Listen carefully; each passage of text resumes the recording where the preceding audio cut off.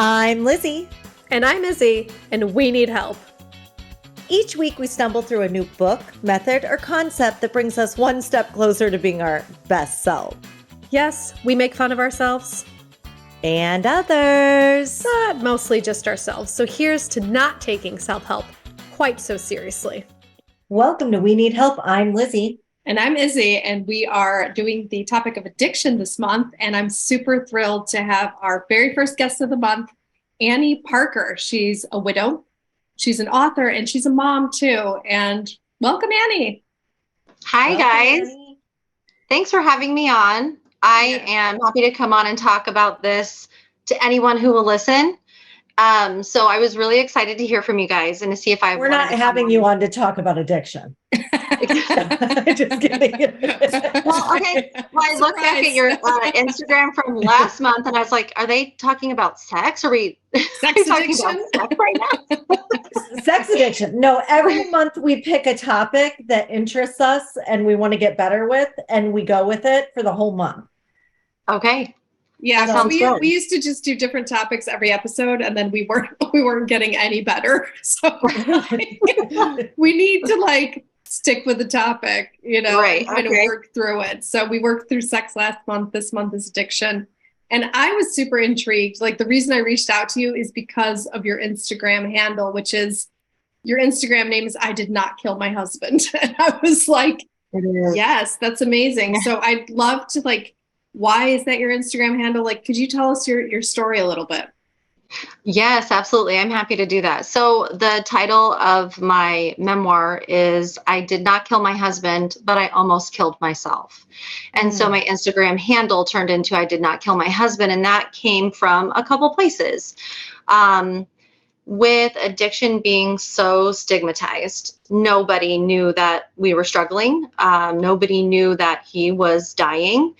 And nobody knew that I'm a teacher, I'm working, I was roboting along perfectly. So when he died, everybody was shocked. And they assumed that he had died by suicide, which is also extremely stigmatized. But so many of his friends and his family, namely his father, have blamed me for his death. And they've said things to me like, you abandoned him when he needed you the most. We were 45 days divorced when he died. But whenever I talk about that, I just kind of say, ex-husband, dead husband, alcoholic husband, it doesn't matter anymore when you're going through that. I made the decision to divorce him because I almost killed myself. And we have 2 sons. And they were going to lose both of us. So I had to make that really tough decision, but it wasn't for any other reason than to survive. I love my husband very much. He loved us very much. But I needed a change for myself and my kids. So when you're writing a book, you want to kind of grab everybody's attention, but honestly, so many people are blamed for their partner's alcoholism. If you didn't treat him like this, if you did this better or that, because if you didn't put up with it, if you did put up, if you would be more kind, if you if you would have told me, I could have fixed it for you. All those things. But the reality of the situation is the blamers and shamers are ill from the disease as well, and they are projecting their blame because they have a hard time accepting their part in the situation. So it's taken me a few years to come to terms with that, but it doesn't make it okay. But I understand it better now, and I'm using it as a catalyst to come on and help other people who are experiencing the same. So can you tell us a little bit, and I don't know if you want to, and if you don't feel comfortable, that's okay, but I'm an open book. I'll talk all right. So tell us about the story, because you guys got married. Did you sense that he had a problem with alcohol when you guys first got married? What was the progression of the disease and then your part in the whole thing? Okay, so I'm going to back up a little bit and talk about my sister's alcoholism, because that is what, when alcoholism and addiction entered my life, I was a teenager, and I found out really quickly that this is a family disease because I lost my parents at the same time, emotionally and mentally. There wasn't any room for me.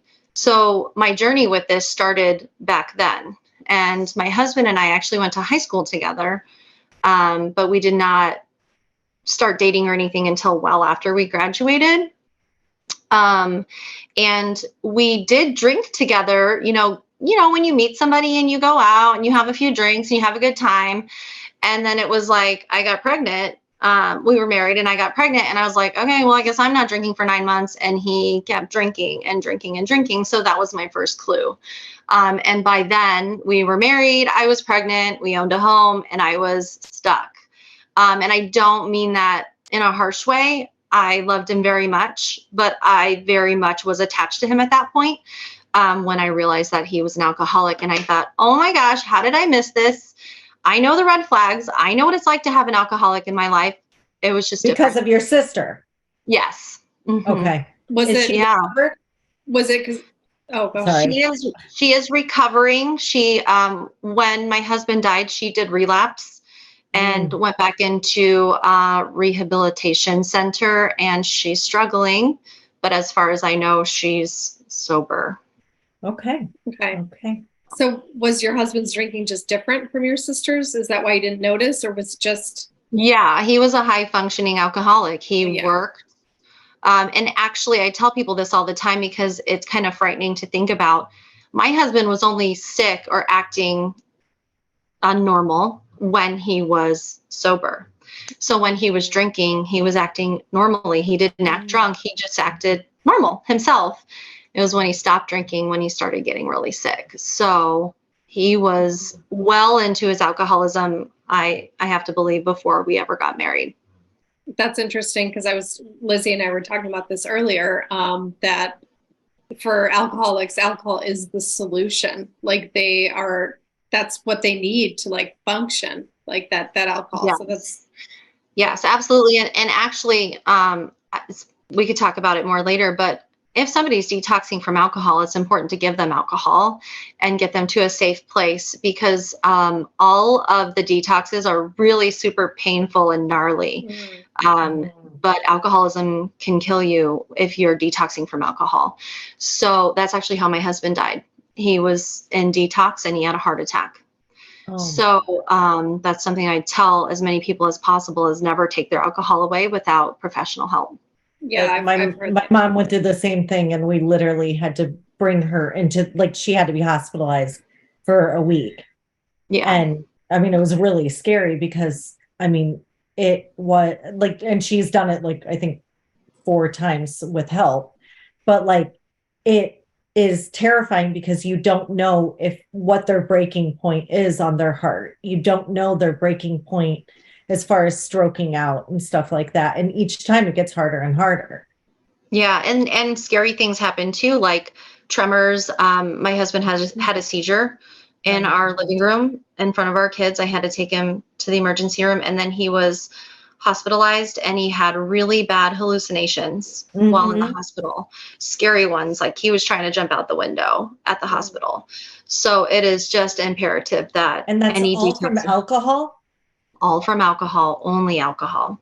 Yeah, alcohol is worse than like lots of other drugs out there. So it's crazy. It's just straight poison.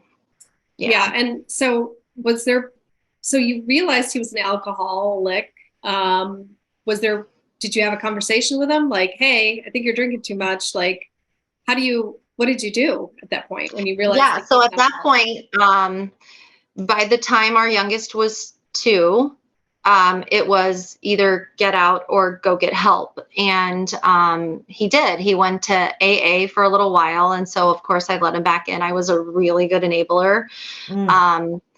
And it was pretty bad. Like, I put up with a lot because I didn't know anything about being the spouse of an addict. I knew that being a sister of an addict, I can just say, nope, not talking to you.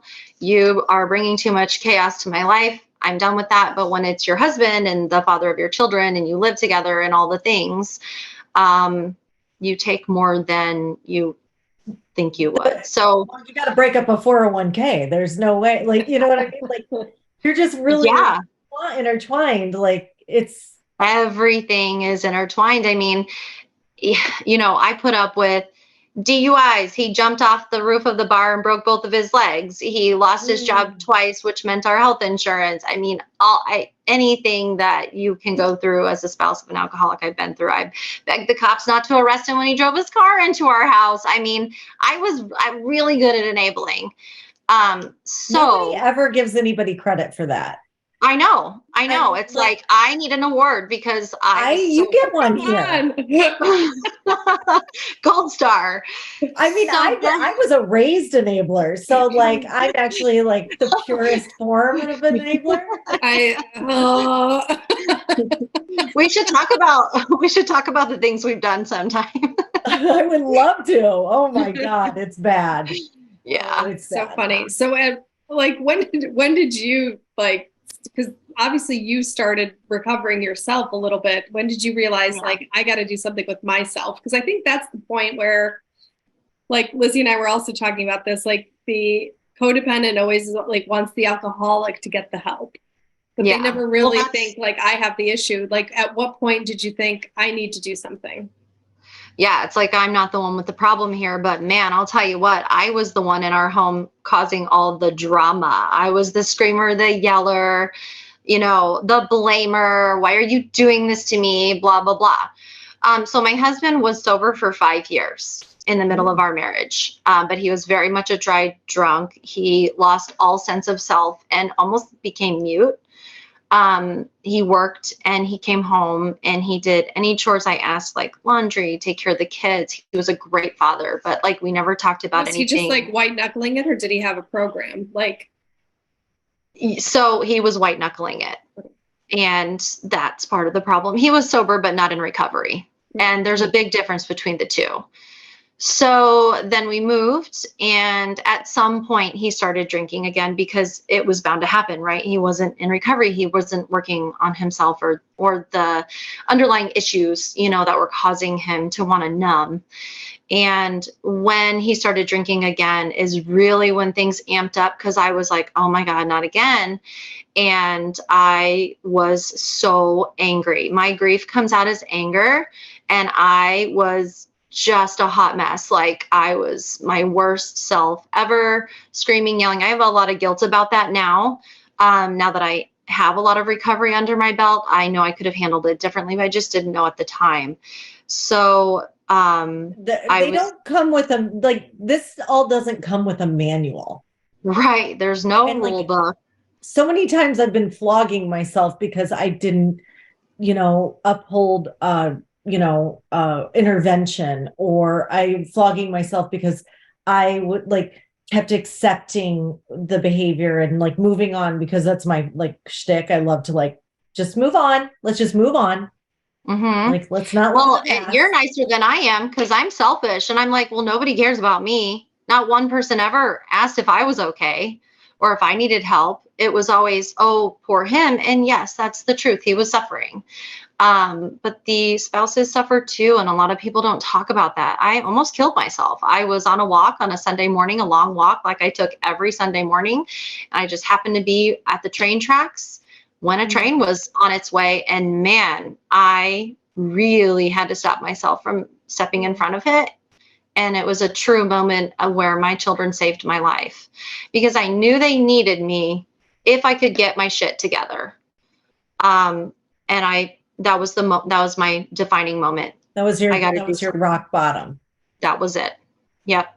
And then what happened after that? You step back and you're like, I got to do something with myself for my kids. Yes. So I asked my husband to leave our marital home, and that was in October of 2019. And then by Veterans Day, he would come over and see the kids with permission. That was fine. And he was clearly detoxing one night. And so I told him he had to stay because I didn't want him driving. He was, shaking, tremoring. He couldn't really stand up. I've seen him have seizures before. So I told him to sleep on the couch. And when I went down to the basement to check him in the morning, he was basically unconscious. And so we got him into a detox facility that day. He went to a 30-day program after that in Chicago. So that was 45 days later.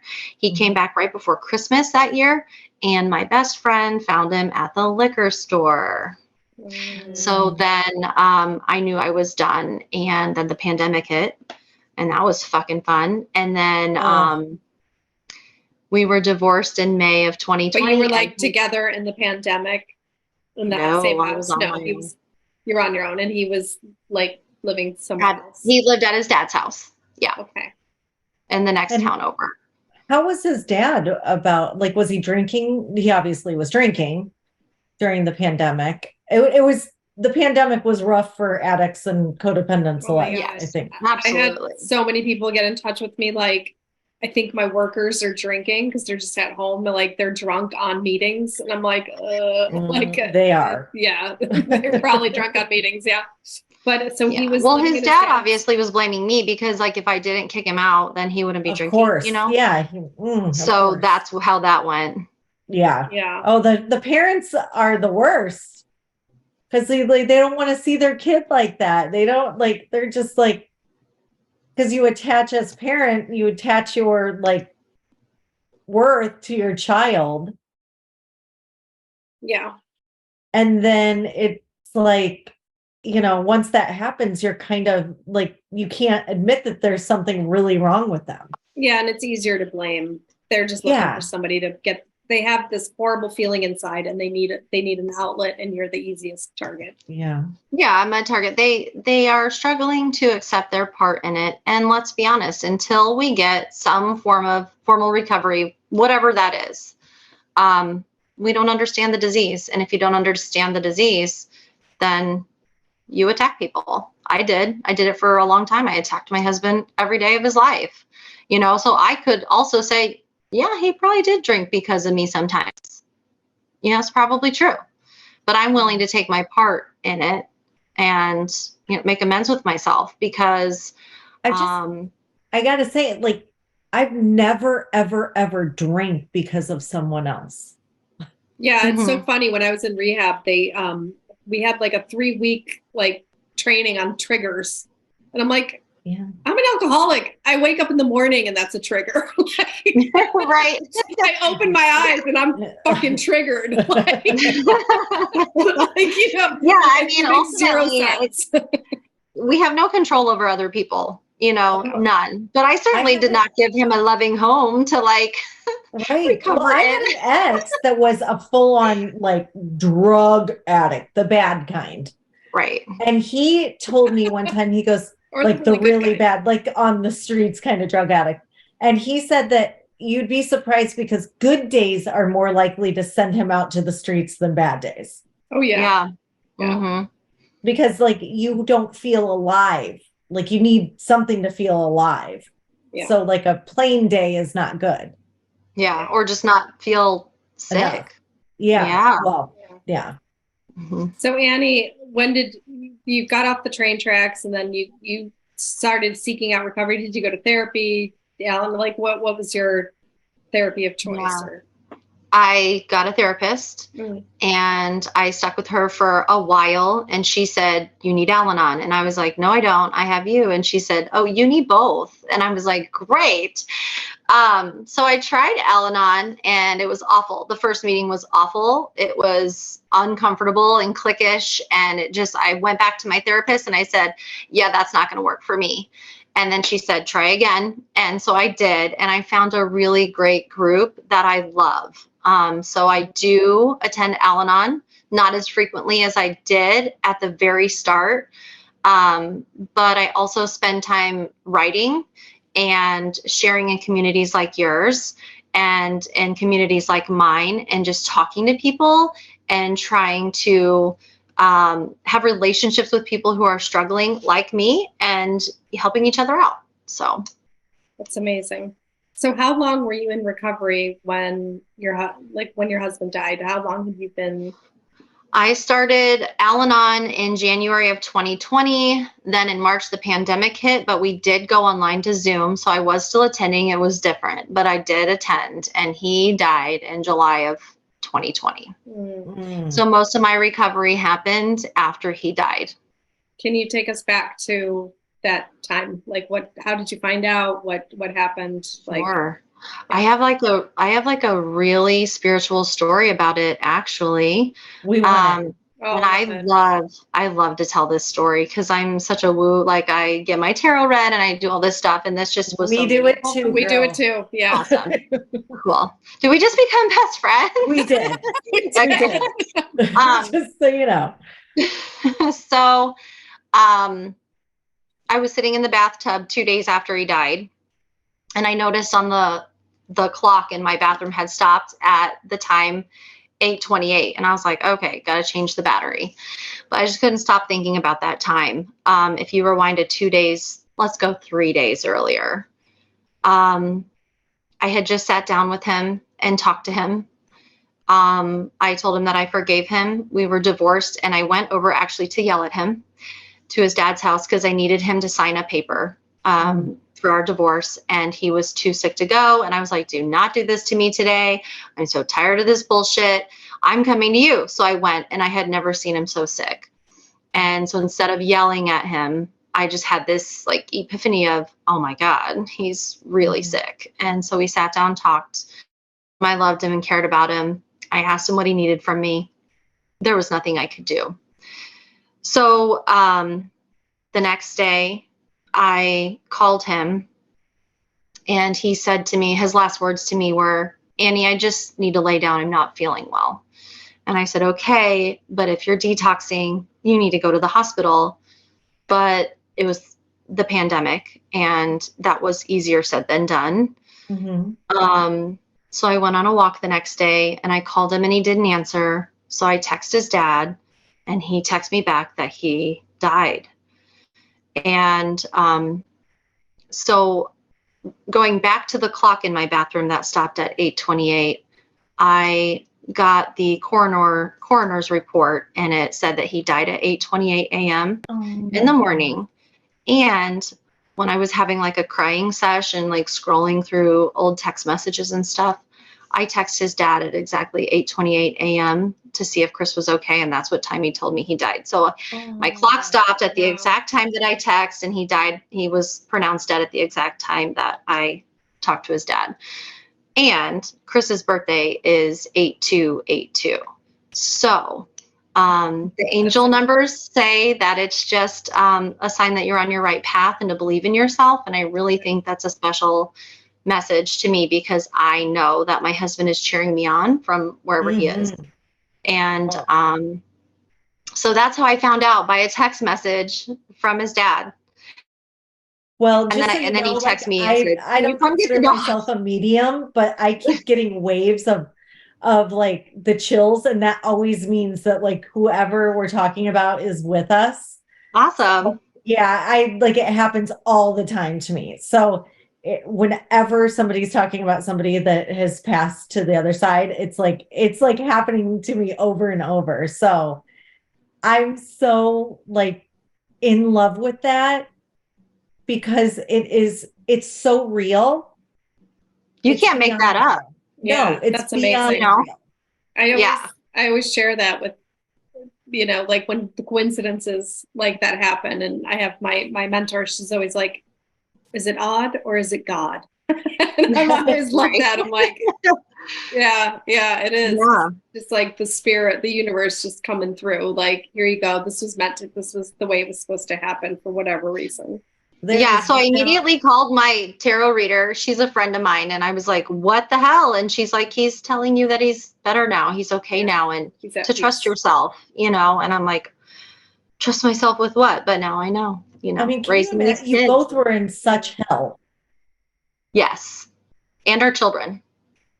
Yeah. And how did they, like, I know what it's like to be the child of an alcoholic, but what did you notice in them? What were the things that like you could say impacted them the most? Because like there's so many people I know that are living with an alcoholic or an addict right now, and they just say, well, we've got to stay together for the kids. And then I'm always like, wait, what? Like, why would you stay in the worst place? You know what I mean? Like, why would you do that? Like, it's easy for me to say. Something I say online all the time is, a lot of people stay for the kids, but are you willing to leave for them? And I know that's a really tough topic because there's a lot of love. You know, a lot of times in marriages where addiction is present, that's like the only problem, right? Like if my husband wasn't an addict, we would be happily married today. Right. And so that was the problem. Did I want to leave him? No. Did I want him out of my life? No. Did I want him to die? No. But you know what? I'm a mom first. And I know that this disease is coming for my kids. And I know that it's my job as the healthy parent to stop it. And so my youngest has severe anxiety to the point where he was throwing up in the middle of the night. He got a truancy letter for missing so much school, crying all the time, begging us to stop yelling at each other. Well, I should rewind, me yelling at his dad. And my oldest son was angry and started taking on the role of the father in the home, where he would, you know, I'll help you cook, Mom. I'll help you fix that, Mom. Don't worry, Mom, I'll lay with you tonight. And so those are the things I thought, fuck, I have got to change this. And at the same time, like, I didn't even care if I was alive anymore. I was roboting through my days, like, get up out of bed, go feed your children, get them to school, go to work, put a smile on your face, go back home, do the laundry, you know. You must have been exhausted. Yeah, it was exhausting. And it was it was full of grief, you know, like sadness, anger, worry, anxiety. We were all just grieving, and he hadn't even died yet. So it's so hard to watch someone, and I don't know what it must be like from the other part. I've thought about it greatly. What it is like to watch someone slowly die in that way. It's so hard to watch because it's like, okay, first, you know, their looks go, and then their like sense of humor goes, and then their personality starts to change, and like the alcohol starts to break it breaks that brain barrier, and it just starts to change your personality, and you no longer like seem like yourself. And it's just like, just to watch that happen is so hard. But like, I always think, okay, it's got to be hard to be looking like, what are you looking at as the alcoholic? Like, now you're like, the alcohol is just making you like create your own reality so you can keep feeding the disease and stuff like that. So it's like, is it all just bullshit? Or and actually you start losing a sense of your own ability to like know your own reality, right? Like, am I making that up? Did I just see that? Because we as alcoholics, when we're active, we're gaslighters. Oh my God. So I remember so many times I would be drinking, and you know, my boyfriend at the time would be like, have you been drinking? I'm like, no. And I would get mad at him. It was like such gaslighting. Like, I would blame him, like, how dare you accuse me? You know, I'm drunk, you know, and it's just that. And for me, the worst part was the lying. It's like, I don't even really fucking care if you're drinking, because like, just stop lying to me. Like, at least have enough respect to tell me the truth. But he never. But in the end, it would piss you off that they were drinking too. Like, for sure. I mean, I wasn't like, he was like, hell no, I'm not telling you that. Yeah. It's like, oh, yeah, no, I was. But yeah, I mean, it causes you to like, I can't be around liars anymore. Like, even my kids, if you were to say to my kids, what's the one thing your mom doesn't like? They'd be like, lying, because it just puts me in this whole spiral that I'm still working on, you know, that I can trust other people, even though I couldn't trust him. I can trust other people sometimes, you know, so constantly lying. You spend all those years lying to yourself. Yeah.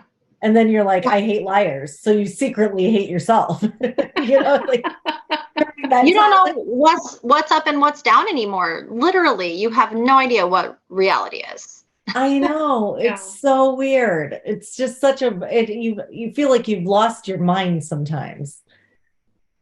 Yeah. Annie, there were so many great quotes on your Instagram. I did not kill my husband. And one of my favorites was, hope becomes a prison. Can you like explain that a little bit? Like, why why you chose that quote? What does that mean for you? Yeah. So I think hope is really important. To be able to recover and move forward, you have to have something that you're hopeful for. But it can become a prison if you place it in somebody else's hands. If you're waiting for somebody to choose you, change your life for you, it's a prison and you're going to stay stuck. So when I think of hope, because a lot of people on Instagram will say, I'm hopeless. I don't have anything to look forward to. It's like, think of it as a lantern lighting the way. It's not going to change your life right away. But if you have a goal and you have something you want to get to, like for me, it was just peace. I needed a life of peace. You can find your way there, but I couldn't place that in my husband's hands. I had to take control of that myself. Yeah. That's so powerful, because I think that so many times we're like, well, if they would do this, I would be happy. If they would just quit drinking, we would be fine. Yeah. Well, go ahead. But there's no, like, you can't give anyone that power. Right. Because that may be true, but it's not reality. Yeah. It's not. So yeah. That's what my, sponsor, she always says, she goes, and I'm like, well, if my partner just did this, then I would be happier. And she goes, that may be true, but what if he never does? Yeah. We have to cooperate. Yeah. Cooperate with reality. I've never seen my stepdad, who's with my mom, more miserable than when my mom got sober. That's interesting too. Yeah. Like, he was so angry and resentful and just gnarly. And I've even caught myself there. Like, I mean, like, okay, now she's just wonderful. And then I'm like, well, wait, that's what I wanted all along. Like, yeah, but you were still affected by it, for how many years did you take? Just 44. That's all. I mean, it's like hardly anything else. And I think a lot of times, and what I've noticed in, like family members' relationships, they don't want the person to get better because they're the rescuer. So who am I going to rescue if I can't rescue the alcoholic? Who am I if not? Well, that becomes their identity. Yeah. I am the wife of an alcoholic. Yeah. Yes. I heard the best thing for a codependent, and it just like, I always think of it. It's like the two ends for a codependent are they control, they control everything and fail, or they can't control anything and they're a victim. So there are two options as a codependent, is to be a failure or a victim. I mean, that is not really bright future. You know what I mean? Right. Where's the hope in that? There's no hope there. Yeah. And when did you see that glimmer of hope for yourself, Annie? Because you got the gift of desperation. You were almost killed yourself on the tracks. At what point did you see a light at the end of the tunnel and realize that, okay, it's not a train? Yeah. So honestly, there are a lot of things in my recovery where I could tell you the moment I felt a certain way, but this hope thing it's not one of them. What I can tell you is it's like that saying when you're raising kids that like the days are long, but the years are short. It's same thing for me with recovery. Like, it is hard work. But when I look back on the last year, it's like, oh shit, I'm kind of hopeful right now, and me being a mother, it's like the best thing I've ever done. And it's the hardest thing I've ever done, but it's the best thing I've ever done. And just seeing them get a little bit better here and there, not throw up in the middle of the night as much, not feel so angry, see them laughing again. That's hopeful. Mm-hmm. Yeah. How long, like, I'm sure they're still grieving, but like, what was that like? Because did you have to tell them? And then, I mean, there's no training on that. How do you tell your kids something like that? I told them one-on-one. And my oldest said to me, I should have talked to him on my birthday, because his dad called him on his birthday and he told him he didn't want to talk to him. And I supported that. And Did you say that was not your birthday? In fact, I've been lying to you your entire life. No, but I did say it is always okay to protect yourself. I love that. And we have these conversations. I'm able to say that because of Al-Anon. I will give Al-Anon a little shout out there. I'm able to better communicate with my children and say things to them that my parents did not say to me when I was a kid. Like, instead of saying, oh, you don't have to feel that way. It's like he feels that way anyway. Just, you know, that's not on you. It's okay to protect yourself. Then my youngest, it was pretty much the saddest thing ever. He went limp, literally in my arms, and just silently the tears. And then he stayed in bed for about 5 days. So. Oh God. Yep. Oh my God. I just can't even imagine. It's like just the hell that this disease gives children, like on a daily basis, is just a nightmare. Like I always bring up Amanda on here. There was this couple that lived next to us when we were kids, and she was about 6 to 9 months old. I can't really remember. And when they would put her to bed, and then the two parents would leave and go to the bar. And like my mom would crawl in the window and take care of Amanda. Yeah. But I don't want to know, but I wish I knew what happened to her, because I'm sure it was really bad. Yeah. I mean, without the support of a recovering parent, you know, I put a lot of work into my children's recovery, and every single day there are, you know, I'd say about 8 hours a week we're in active recovery work, whether it's my therapist, their grief therapist. They're seeing me go to Al-Anon. My oldest will come with me sometimes. They see me doing Zooms like this, or just having family meetings. We are in a recovery bubble. And COVID was actually really good for us with that, because I got to keep them really close to me for a really long time, and I didn't have to send them to school.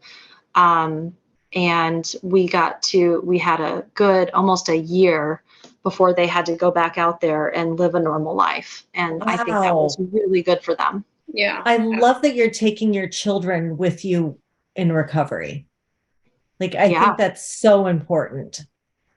Yeah, because I want to show them this is what recovery looks like. You know, a lot of people are like, how do you get your teenager to go to therapy? Mine is refusing. I'm like, I don't know. Mine's been in therapy forever, and he loves it because it's never been an option. It's just always been a part of his life. And not to say that you can't get a teenager to go, but we are in recovery. I'm repartnered now. And my partner is also in Al-Anon. His ex-wife was an alcoholic as well. So we are tag teaming, man. We Al-Anon them all day long in this house. I love that. You're like, Mom, will you stop giving me life lessons? I'm like, absolutely not. I know. And I'm like, my partner, he knows, because I say the Al-Anon things. I'm like, I'm sorry you feel that way, and you may be right. And it's like, stop Al-Anoning me. Stop it. Like, I can. So there's one other quote that I wanted to talk about, because there's a lot of some of my friends are in relationships with active alcoholics, and one of your Instagram posts is thinking about leaving your alcoholic spouse. How do you know when enough is enough? And what can you say to women, men, people who are in relationships with alcoholics? Like, is there a certain DUI you should leave them at, or just like, when do you, what DUI? Yes, there are 5 steps. No, I get asked this question, you know, anywhere from 5 to 15 times a day. And so first, you know, you have to do the whole disclaimer of everybody's situation is different, and you will know when you know. And that is the It's kind of like putting down a dog, isn't it? Like, you just know. You will know when it's time. For me, it was when I cared more about my own recovery and I wasn't the addict than he cared about his. And it's not that he maybe didn't care about it, but he wasn't doing anything about it. So, and another thing I think is, if you have children, you should seriously consider what kind of home you want them to grow up in, because the statistics are not good. Statistically, boys will become alcoholics and girls will marry them or will become them. And it's just the way that it is. And it's really sad and unfortunate, but People all the time will say, do you think you should have left him sooner? My answer is yes. What do you think stops people? Because I have a lot of friends and I always suggest, why don't you go to Al-Anon? And they're like, is it because they just think, no, he's the problem? I have no problems. That is what it is. Is that what it is? Because like, I think it's that. Why wouldn't you why wouldn't you help yourself? Like, I hate that. Like, and I think it's because people like think it's a religious program, and it's not, but we do say the word God, but it's the God of our understanding and all that. It takes some time to work through that. And also, like for me, when I started going to Al-Anon, I had 2 young children that were not old enough to stay home alone. And you can't leave them with the drunk guy. Well, Dad was gone. So, so what I did, I had a 12-year-old, and I was like, don't cook food, don't open the door. I will be home exactly at this time. I got him a cell phone. I went to my meeting and back, and I was worried about them the whole entire time, but I knew that I had to go. But it's sometimes logistically very difficult to go. But now that there's been the pandemic and there are Zoom meetings everywhere or hybrid meetings, there's like, no, that's not an excuse anymore. Yeah. So I think for like the people that I noticed who wouldn't go to Al-Anon, it's because why would they try to get better if the alcoholic's not trying to get better? Well, that's because they are in control of their own lives. And if they want to live a happier, more peaceful life, then you have to put the work in. And for me, it's the opposite. It's like, how can you expect the alcoholic to get better? Why don't you do something, and you expect the alcoholic to get better, but you're not willing to do anything. So yeah, it's interesting. So you were talking about your whole experience. Can you share where we can find that? Because I'd love to read it. Sure. It is called I Did Not Kill My Husband, but I Almost Killed Myself. And this is a picture of my boys at the funeral. And you can find it on Amazon, or it's in the link in my bio on Instagram. Okay. Do you mind if we share the link too? Can we share it on? Yeah, sure. Of course. We would love to do that. Yeah. So we'll share that. And then go ahead. Go ahead. Will you share your group coaching that you guys do? And that sounds amazing. Sure. So my Instagram bestie, Julia at Julia Envisions, and we run a container called Surviving Stigma. And it's for anybody who has survived loss from stigmatized loss. So death by suicide, addiction, even if your person's not passed away, we're still grieving. And there is a lot of stigma surrounding that. So the next container will be in September, and we already have a waiting list. If you'd like to get information for that in the waiting list, you can message me on Instagram, the word surviving, and I'll send you all the information you need. Okay. And can you just tell me what a container is? Because what is it? When I of course Googled it, but to our listeners who might not know what that is. Yeah. So it's like a fancy word for session. Yeah. So it's like a container of sessions, and there will be anywhere between 10 and 14 sessions in a container. I love it. Okay. That's really cool. And you said that when you were describing it to us, you said it's like you can be extremely real about your experience in it. And that is huge for people who are going through this. Yeah, it's a safe place where everybody in there just gets it because they've been through it. And so once a week, what we do is we have like a formal session with topics.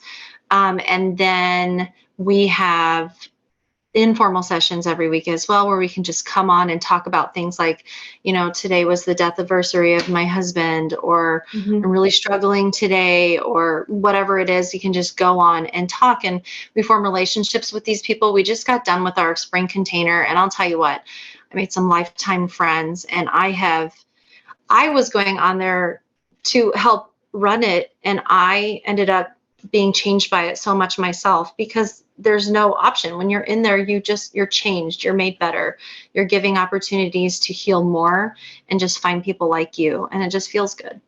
When people heal together, there is a bond like no other. That's what I was going to say. Like, it's such addiction. I was thinking about it. It's for both sides, for the codependent and for the addict. It's just, you're so isolated. You're so alone. And like just having that community that you can plug into is just, it's such a relief. It's so great. So. Yeah, you can go in there and say, faux pas things like, my life is better because my husband died, and people aren't judging you and they understand you. And that's really, really important, because otherwise you're just sitting with it in the middle of the night when you're trying to sleep. You're just thinking about those things, but instead you have a place to go and talk about it. It's amazing. You're amazing. Thank you so much. You are amazing. Yeah, I'm so I feel so blessed that we had you on here. So yeah, I appreciate you asking me to come on, and I'm glad to know you guys, and we love you. We'll do it again soon. Yeah, sounds great. All right. Bye. Thank you. Thanks for joining us this week on We Need Help, the podcast, the duct tape of self-help. Please visit our website, weneedhelpthepodcast.com, where you can find links to the show on Apple Podcasts, Spotify, Stitcher, YouTube, and all the others, so you'll never miss a show. You'll also find links to the books we've reviewed and our amazing store. If you enjoy this podcast, go right now, because if you're anything like us, you'll never do it later. Like and share our page and episodes on Facebook, Instagram, YouTube, or just tell a friend about the show. That would help us out too. Also, feel free to let us know what you need help with, and we'll try to cover it in a future episode. You can also find us on Instagram at weneedhelp_the podcast. Thank you for listening.